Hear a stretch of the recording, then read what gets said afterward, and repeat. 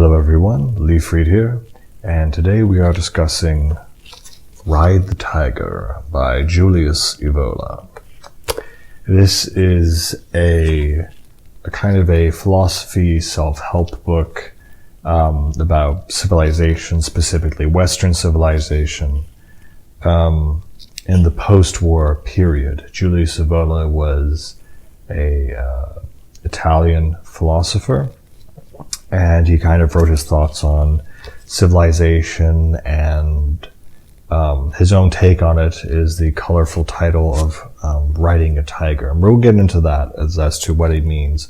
So I kind of dive into what he saw the problems facing Europe and the Western world in the post-war era, and also his general philosophy and outlook on life. I think it's actually interesting to start with what he begins with in the opening chapter. And so one thing I forgot to mention in the title here is that it says, "A Survival Manual for the Aristocrats of the Soul." And he puts that down in here where, this restriction must be kept in mind, that this book is for a certain type of person. It does not concern the ordinary man of today. On the contrary, I have a man who finds himself involved in today's world, even at its most problematic and paroxysmal points, yet he does not belong inwardly to such a world, nor will he give in to it. He feels himself, in essence, as belonging to a different race from that of the overwhelming majority of his contemporaries. So, this is a book for men who feel, or individuals who feel that they are not part of the current thing, the current society. They feel that they've been born at the wrong time, and they feel fundamentally different from everyone else. They don't aspire to be what everyone else aspires to be, and they're obviously kind of rebels in a way. And not in a way that you rebel against your parents, but society and the construction of civilization as a whole. And that's kind of a very interesting thing to put up front. Not many books kind of give you a barrier saying, this is for a very, very specific type of person, a person who essentially understands and appreciates tradition and finds themselves at odds with contemporary society and the masses. And the best way I think I can describe this, he gets into it later, is the difference between, the French aristocracy and, the masses of the French Revolution. That, now after the French Revolution, these two classes of people are now living side by side with no differentiation. However, due to a genetic or cultural or whatever difference, the people who grow up in Western society now, who are part of that aristocratic ideal, don't blend in with the rest of society. And it's interesting to note that he differentiates between aristocratic and bourgeois. And he says somewhere in here that he is not talking about bourgeois ideals, but aristocratic ones. And he kind of puts it as ideals that, are of a higher nature, not just things that are, he says bourgeois ideals are just essentially materialistic ideals, just at a higher scope, that you're just a wealthy person who spends money on a lot of stuff. That's bourgeois. An aristocrat is someone who actually has higher ideals and standards than, the average person, essentially. And so that's who he's tailoring his book towards before we even proceed with his ideas. It's interesting to know, as I was rereading a lot of this, and I got sucked in, the first quarter or almost half of his book is about Nietzsche. He can't stop talking about Nietzsche and existentialism and nihilism, and the consequences of his philosophy, impact on the world and the post-war world, and what that looks like. And what does Evola mean by tradition? It's not just rites and ceremonies and family gatherings and holidays. It's also the ideals and ways of life and the basic concepts that have essentially manifested throughout the centuries. There are things that just aren't temporary events, but things that have meaning and hold meaning, and people have defended them throughout the centuries because they had meaning and they had purpose. And in the emerging world, he sees all these values under attack, not just through progressive equality, but also through a loss of spirituality in general, and a loss of hierarchies and tradition, and so on. In chapter 1, he kind of introduces, it's called the modern world and the traditional man. It's establishing that there is this paradox between men who don't feel the world reflects their values, or are fundamentally at odds with a world that is meant for the masses and democracy and the lowest common denominator. That there are certain people who are not persuaded by it and also want to essentially have their own values or ideals separate from what everyone else is doing. So the interesting part here, which I think everyone is going to enjoy, is chapter 2, which is called "The End of a Cycle, Ride the Tiger." So what does he mean by this? And so he right here, the phrase is a Far Eastern saying, expressing the idea that if one succeeds in riding a tiger, not only does one avoid having it leap on one, but if one can keep one's seat and not fall off, one may eventually get the better of it. And so this is done as an analogy towards the general feeling of chaos and uncertainty in the post-war world, that we have nuclear weapons and these two superpowers kind of fighting each other, and it's changed a bit today, but it's essentially the same thing. And it's the idea that the tiger is chaos itself, and society, and perhaps the only way to really master it and to save oneself isn't to run from the tiger, isn't to attack the tiger, but actually ride it where it can't hurt you. The only way to survive this turmoil is to get on the tiger's back, to master the chaos and not be consumed by it, but be the ruler of it and kind of ride it out.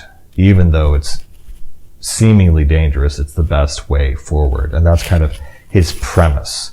And he immediately loops this into another Eastern idea.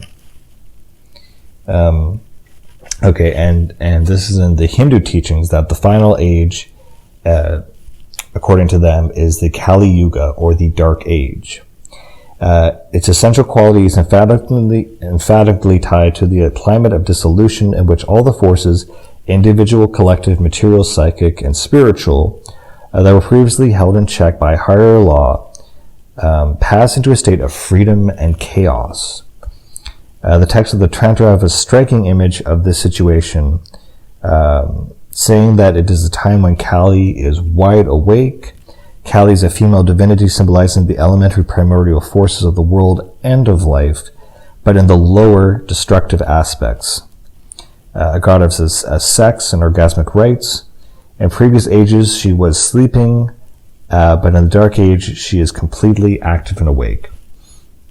And you might have heard of this, but he loops this into the Western zodiac, saying that, the present epoch stands under the zodiacal sign of Aquarius, the waters in which everything turns to a fluid and formless state, and you have the liquidity of freedom.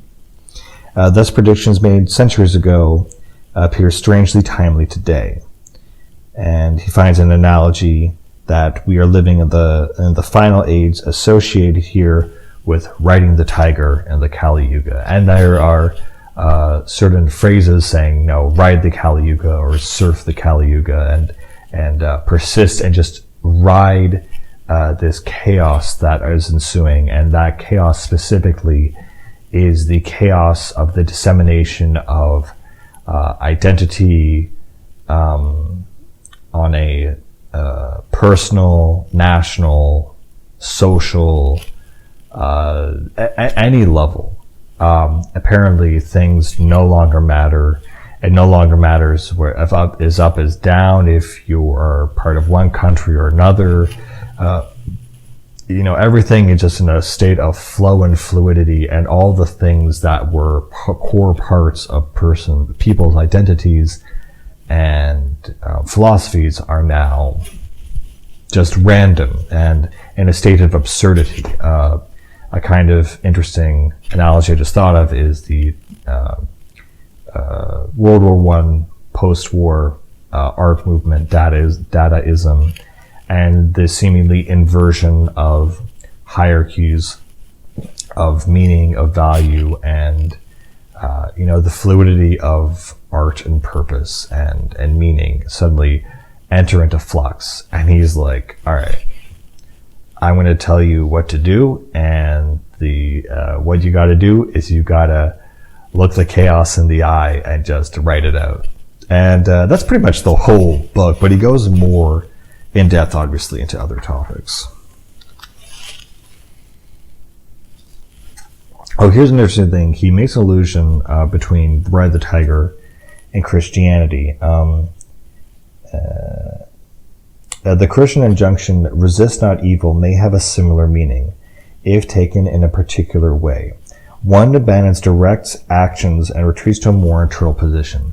So it's not so much confronting society and confronting the rulers of the time and the powers that be, but it's kind of almost retreating and surviving the chaos on your own outside of this system, to survive within the system or on the system or somehow, but to just allow it to pass through you, just pass over. Resist not the evil you have no control over. It's simply, people are going to do evil things, people are going to do bad things, and as long as it doesn't affect you and you can just get out of the way of this massive tidal wave that you have no control over, if it's localized and you can stop it, obviously you should, but this kind of chaos is a cosmic chaos. It is a societal chaos. It is something that you have no control over, and the only thing you can do is, like the Black Death, just hide away and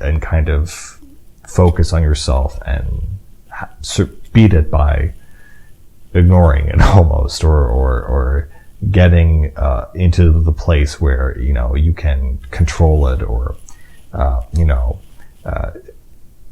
or you can safely enjoy the chaos, I guess. And so for the next few chapters, he really just talks about Nietzsche, but in an interesting way, I feel, at least. A lot of it, unfortunately, is reiterating what Nietzsche said. God is dead. This is society, blah, blah, blah. In a separate form that now characterizes the other world as false and worthless. That the only thing that matters is material well-being. And he links this up with the social movements of the 20th century on the right and the left, that the supernal and highest thing to strive for in a democratic or in a not democratic society, or any society, what appeal to people, to the masses, is animal happiness, or the animal ideal, which is basically essentially comfort. Healthcare, job security, money, food, material things, basically.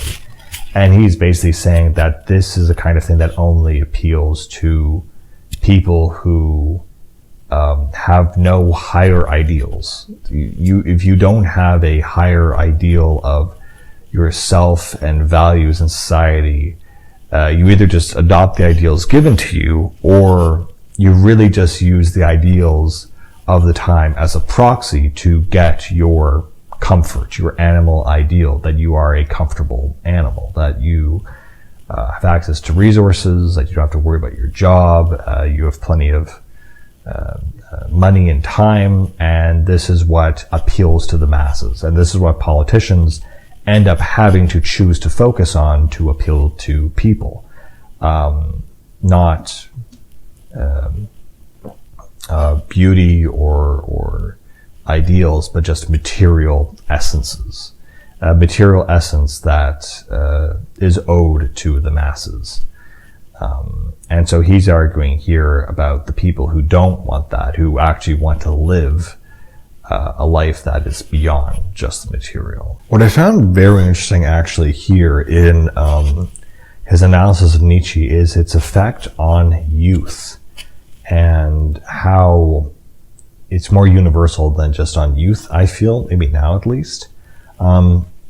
Essentially that with the death of God, at least in a social, cultural context, and the failure of the church, or whatever you want to call it, and the loss of belief, what has replaced it is the need for excessiveness of what we call jouissance, of the essence of life, but an excess of it, of excess material to fill the whole of spirituality, of the loss of God.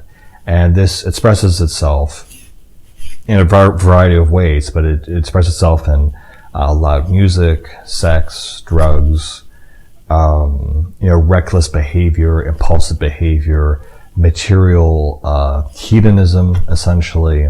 And so all of these are symptoms of a lack of spirituality, because it's almost like they're trying to fill the void. And, it's the whole, basic concept of the rock and roll scene, and every, alt or punk scene that has ever emerged. It's very loud music with a distinct identity based on suffering or pain of some sort, or injustice, or struggle, and mixed with extreme hedonism, essentially. And it's because it was always like a religious thing, and I never understood why it was a religious thing.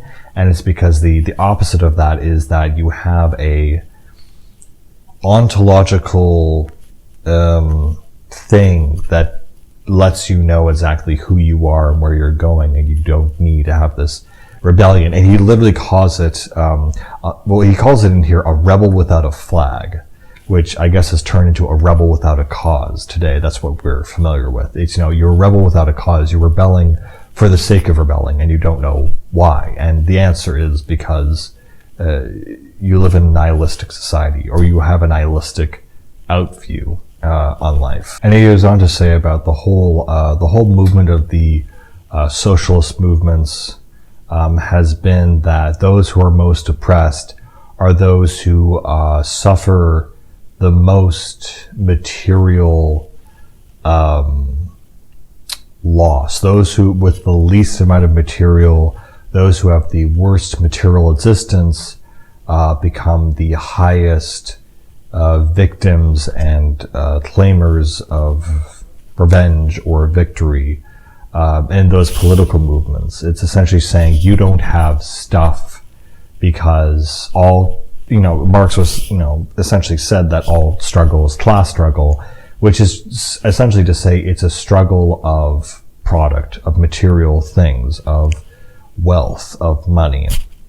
And it's interesting because that seems so kind of obvious from one perspective. You could say, struggle between nations and whatnot, but, we never ask the question that it strikes me. We don't ask the question, does anyone have a spiritual deficit? Is anyone suffering spiritually or psychologically or emotionally?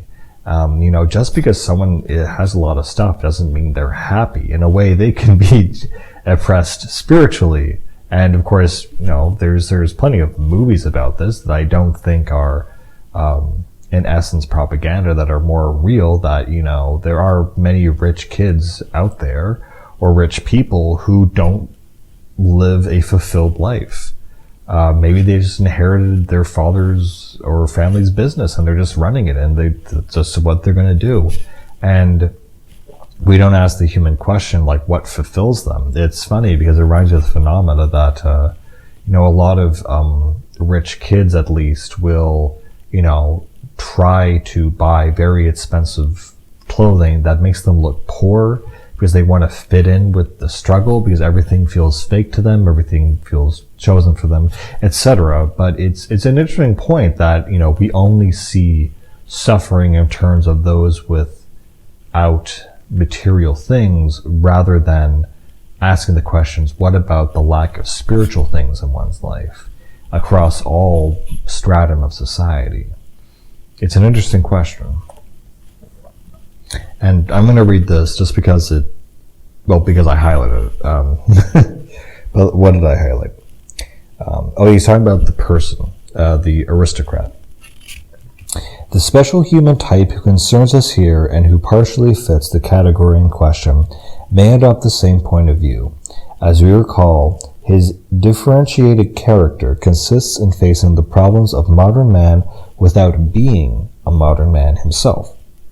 He belongs to a different world and preserves within himself a different existential dimension. Unlike the others, his problem is not the dramatic search for a basis. In principle, he already possesses one, but that of his own expression and confirmation in the modern epoch, in his life, here and now. Essentially saying that, again, the person that this book is for is not for someone who adopts and emulates and takes on the values and moral outcries of today, but actually develops and invents his own and trying to see where he fits those values into society as well as himself. He also has this part from Thus Spake Zarathustra, Nietzsche's work, that I might want to read actually. Zarathustra warns it would be terrible to be alone without any laws from above oneself, alone with one's own freedom in a desert place in an icy air, judge and avenger of one's own law. For him who only acquires any worth by serving, for him who had in his bonds not a cause of paralysis but a support, solitude appears a curse.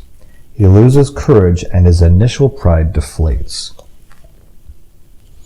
In precise terms, and from a higher point of view, this is essentially the grounds of modern man's unhappiness. And I believe he goes on to relate this to actually crime and punishment, that, if God is dead and man has become God, why is it in certain aspects, for this example, Raskolnikov in Crime and Punishment, he's killed the old woman, but he still ends up confessing his own pride and his own heart are insufficient for him to justify his own murder. He still feels guilty about it outside of his control. And it's the paradox of nihilism that without, God, we are set free to do as we will, and yet we still have a nature that binds us to a stratum of rules that we don't even comprehend ourselves. That certain things make us feel bad and there's nothing we can do about that. Certain things make us feel good and there's nothing we can do about that. And it's working within that nature and that program or context that we need to survive. And it's kind of a point, I guess, he's expressing where Nietzsche fails, or nihilism fails, but also warns us of where it failed. We are condemned to be free. Man takes absolute freedom for himself, but he can only feel this freedom as a condemnation. Metaphysical anguish is its counterpart. And then he goes on about how the Superman is, a bridge, it's a goal, something that shall come. And this is something really interesting he says about, again, the aristocratic man. One should not assume that many men are persons. There are also men composed of several persons, but the majority possess none at all. And it's a weird thing that, a person is a person is a complex person. They have many natures, many dualities, and I guess within themselves, they have to choose which one of them to portray. And he's saying here that of the mass of humanity, many people are just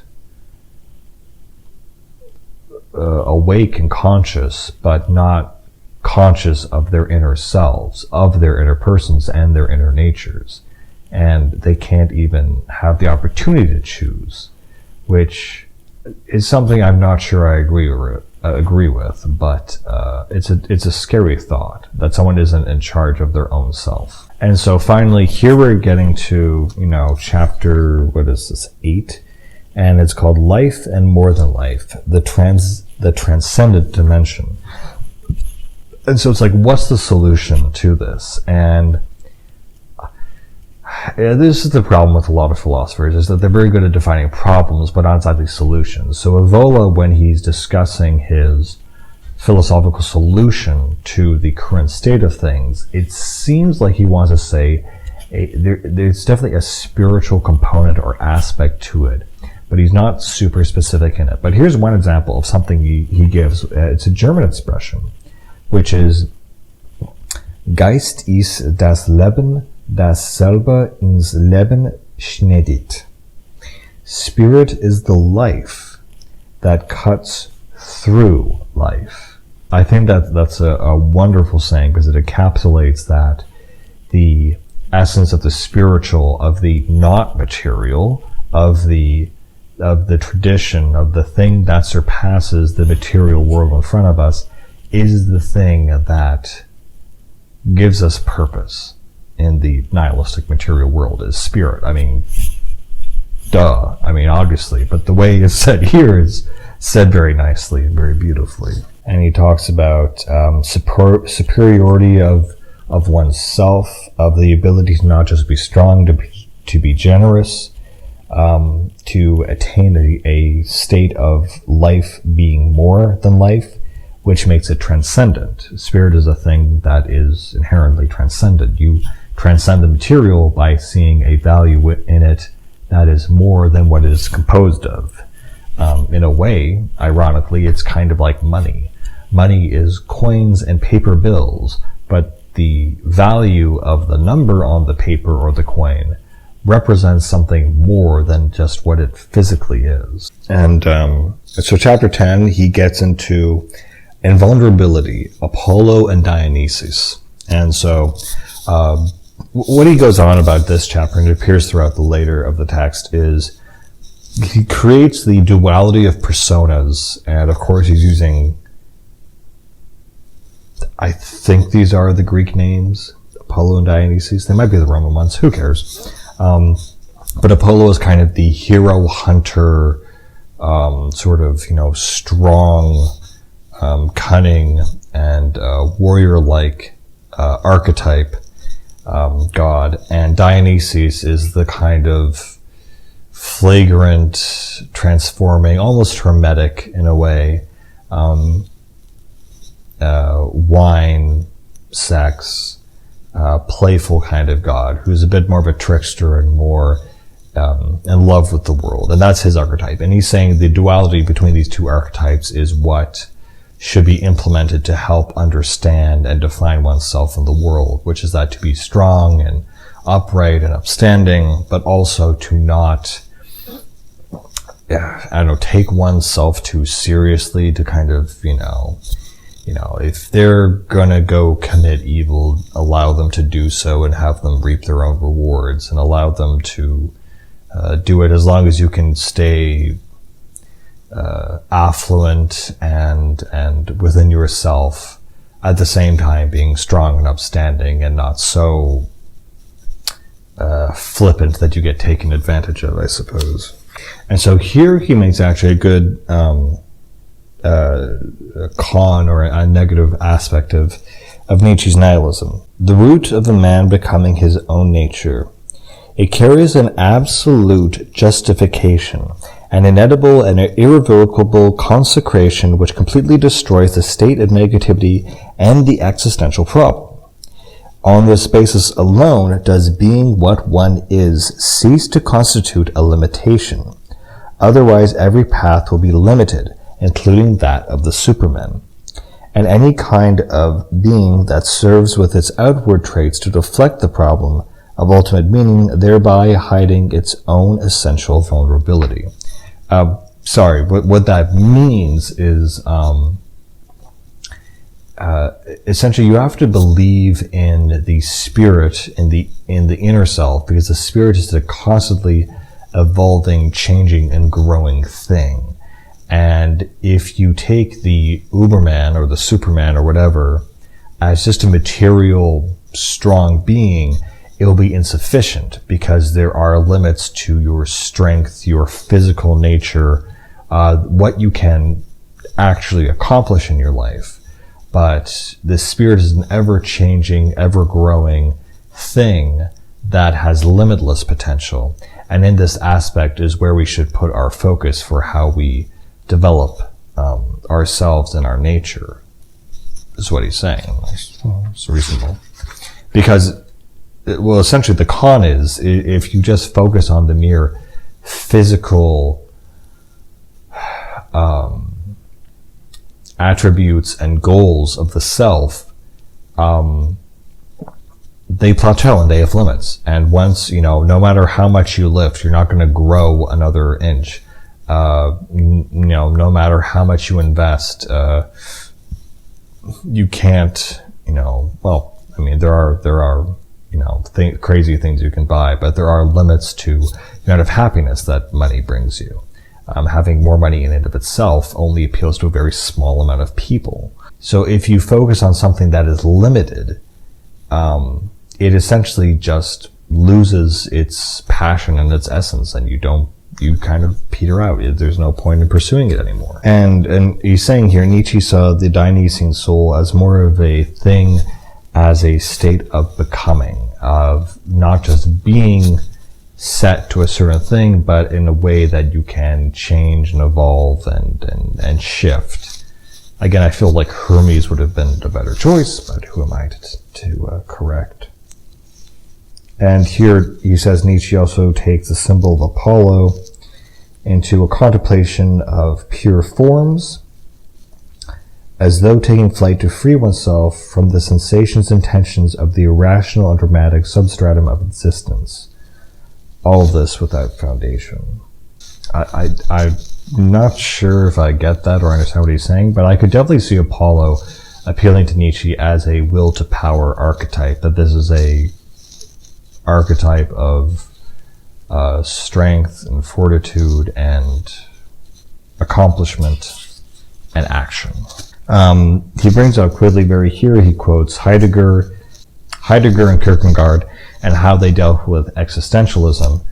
And Heidegger basically had a state of tranquilization, dejection, and escapist diversions where, one cannot find meaning in life.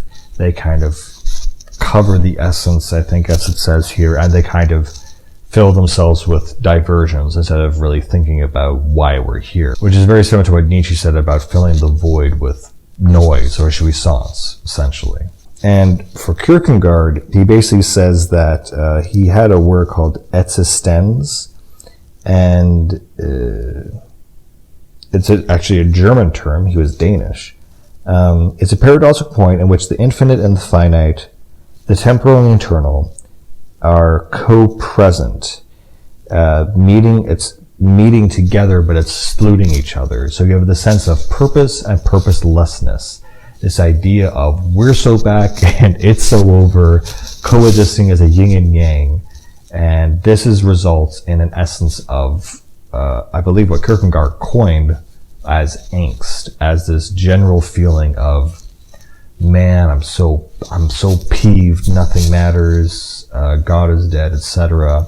And it's actually a pretty good term, existenz, where you have the mundane and the divine living in an essence, in a moment where neither one truly exists, but are rotating within each other, and creating this feeling, really, of purpose and purposelessness, and neither one kind of giving in.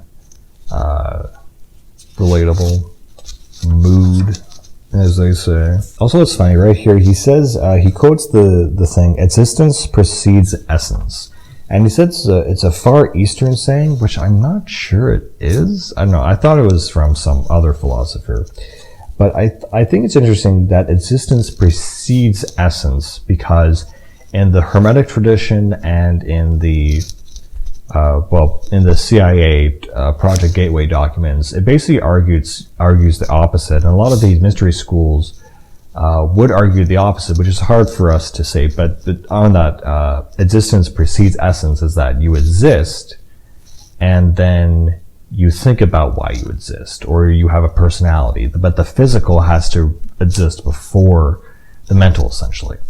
And the Hermetics and all these other people essentially argue the opposite, which is so fascinating, that the mind exists before the matter. It's literally mind over matter. And it's the idea that, you know, everything is thought into existence. And I don't know, I think that should be like it's definitely a spiritual concept, but I wonder if that should also be a Christian concept, or any religious concept should adopt that for that matter, because in a way, they kind of believe that. You know, it's not very clear that when God created the universe, he said the Word was with God, and God said it was good, and God was the Word, and all that stuff. But it's like that word is the logos, and that's the Greek word for thought or meaning and logic.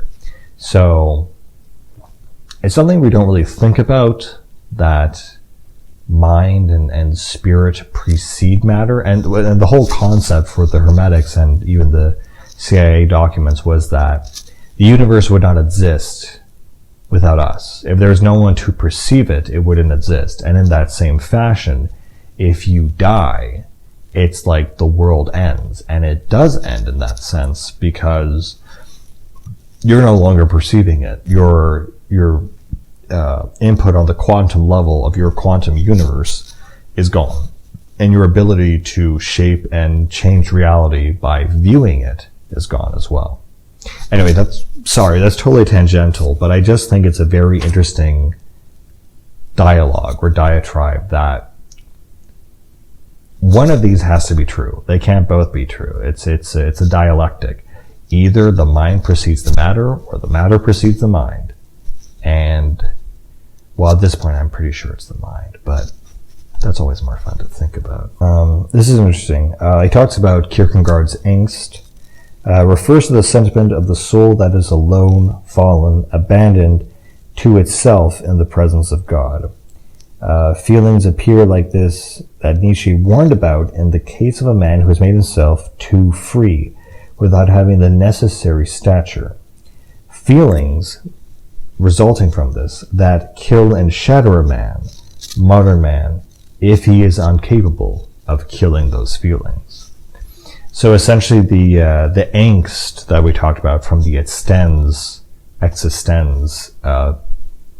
thing can be so crushing to a person not ready for it that, well, they either run off and fill themselves and fill the void with sound and noise and sensations, or they essentially crumble and become totally depressed.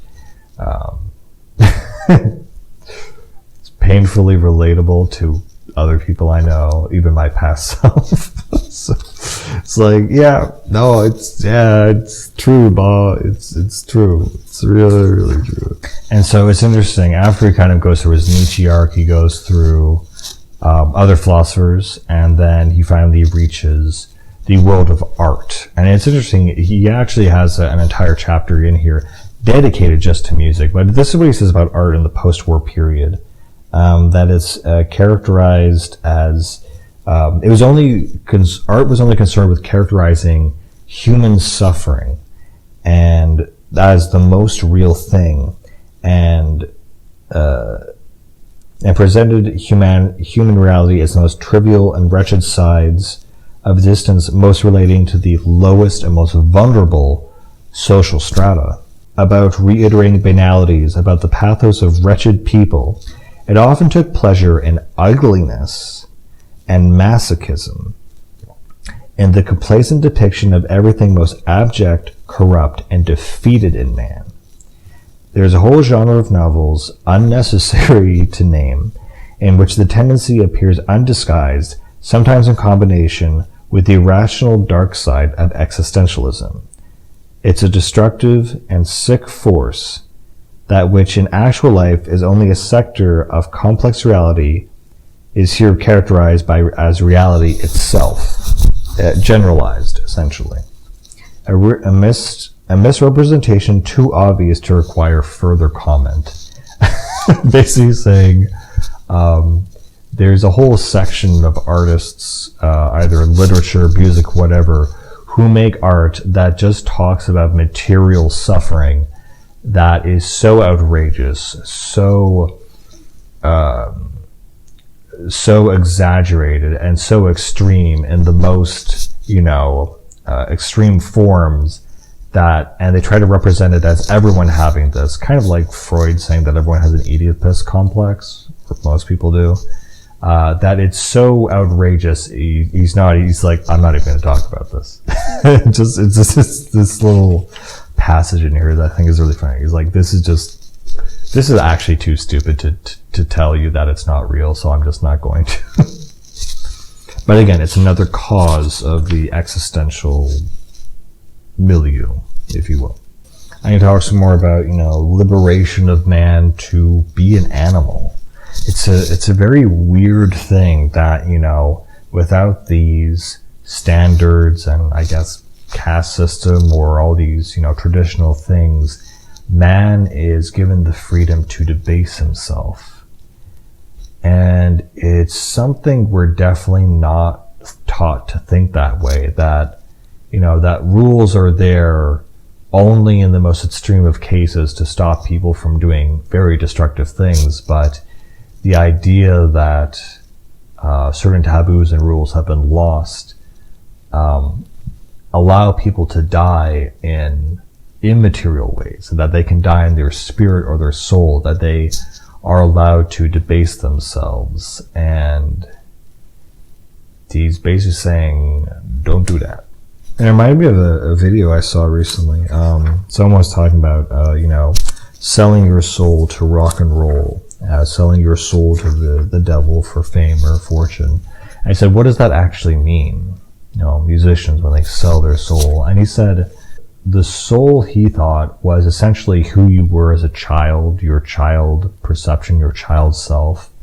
It could also mean your autonomy, that once you sign that contract, you have to do what they say, when they say. They'll give you money, they'll give you whatever you want, but then you have to do what they say.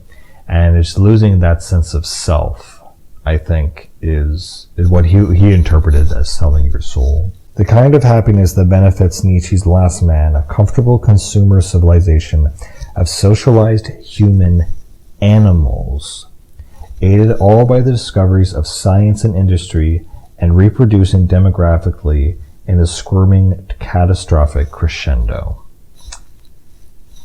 Damn. Damn. So it's the idea that humans are being conditioned, or have allowed themselves to be conditioned, to become just hedonistic, pleasure-seeking animals. And that's the mass of humanity. And it's funny because I was talking about the self. So he talks about the transcended self, and Descartes, and he says, what is the transcendent self? What is the soul? And he says it's the only thing that Descartes must have discovered when he did his thought experiment of, what can he not doubt? He could doubt, the physical reality, everything he saw around him. The only thing he couldn't doubt was himself, which is where we get, I think, therefore I am. Ergo, I'm not going to do the last one, I forget. But he says that self, that is the last thing that we are certain of, at least from Descartes' angle. That to Evola is the true self. That is the self and the soul that we need to save and cultivate and not compromise, essentially. When its light is projected onto phenomena, it determines their disclosure. That is, it reveals in them a more profound dimension, the living presence that the phenomenologists also call the immanent content of meaning. immanenta sinkhot. Thereupon the inner and the outer meet. Again, it's another spiritual solution. Again, the solution that he's focusing on is spiritual, a anti-material perspective. Also, I'm not sure if he talked about it already, but he talked about, interesting, how in the post-war period, the dissolution of the nation state doesn't exist. Actually, hold on, no, he does talk about this later. Also, here's a really great term that I love that he what he calls new art that just focuses on materialism and the lowest form of art that appeals to the masses. I love this term. He calls it functional art.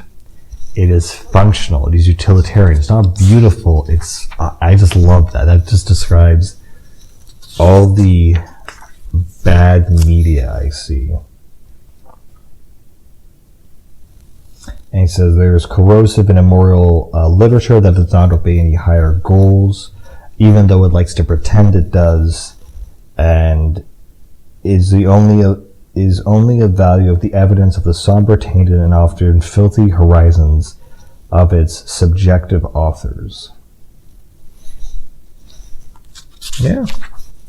And it's funny, he has a whole chapter on jazz. You like jazz? He doesn't. It's actually funny how he describes jazz in this old context. He describes it as a music which is inherently meant to evoke physical movement. It's physical music. And I thought that's so interesting. While other music is more spiritual or psychological, or it makes you dream or think or feel something. I just thought, yeah, that's actually very obvious, but I've never thought of it that way. There's physical music and spiritual music or soul music. And of course he says that it makes sense that the soul music is, for African Americans is jazz because it's very similar to actual African music, where he says here they would do certain tribal dances, and there's this one tribe that believed that when they did the dances with the drums and everything, that it wasn't them dancing, that a spirit had entered their body and they had become possessed. And then the spirit was doing the incantation or the ceremony through them. And that's really cool, actually. It is music that does not stop at the soul, but directly arouses and stirs the body. Indeed. And he talks, the Orisha of the Yoruba, or the Loa of the Voodoo of Haiti, who took over their personalities and rode them, as we ride the tiger, I guess. The situation has gone so far that even if parties or movements of a different type existed, they would almost have no following among the ruthless masses, who respond only to those who promise material advantages and social conquests. That right there is the most true thing I've ever heard. Everything politics ever talks about is social justice, social conquests, and material things.